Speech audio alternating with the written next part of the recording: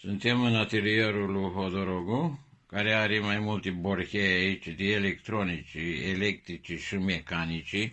După cum vedeți, kitul fotovoltaic vine cu aceste, cu MPPT-ul, BVM, da?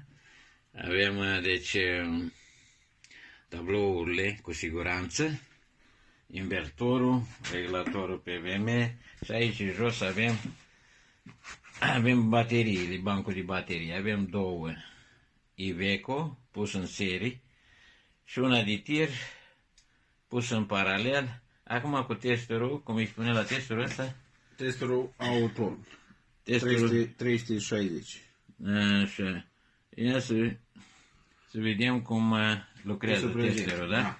Da. Ia verifică aceea de tir.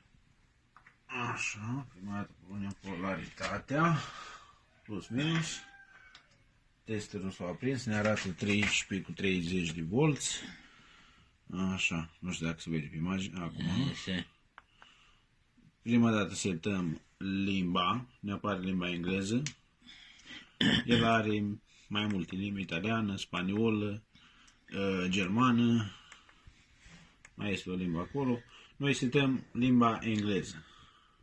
England Fisher Spacer. Ne spune dacă bateria se află pe vehicul, deci pe mașină, sau în afara mașinii.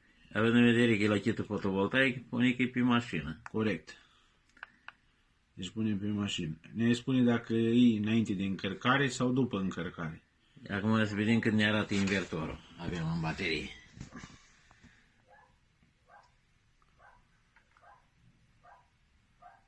Avem 26 cu 7. Deci e după încărcare. Normal 28 era bine, dar cum încarcă acum că e nourat complet. Deci e după încărcare, da? Arată aici la oameni. Da. Revenim din început, lasă puțin telefonul mai jos. Deci after changer. După încărcare. Așa. Ne spune dacă este un regulator floated și setăm că da, este un regulator floated. Ne spune standardul, dacă este standard european. Aici putem găsi mai multe standarde în funcție de ce standard are bateria, acumulatorul anumit. Noi o să setăm la bateria asta standardul european. N.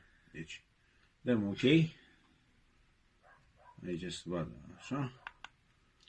Ne spune câți amperi are bateria și noi o să setăm aici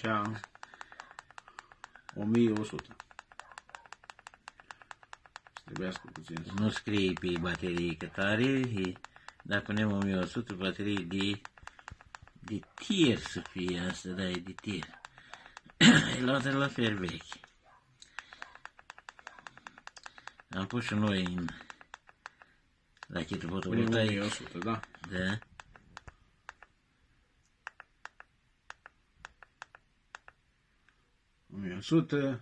Și acum ținem pe telefon așa să vadă mai bine. Trebuie să dau mai aproape. Un puțin mai aproape. Deci dăm testerul, da? Da, dăm OK. Și ne testează bateria. Testing. Ne spune că durata bateriei de viață este de 53%, încărcată 98%, din 1100 de amperi mai ține 875 și mai are 3.26 de ohm. Ne spune că acumulatorul trebuie înlocuit, îi place. Îi place.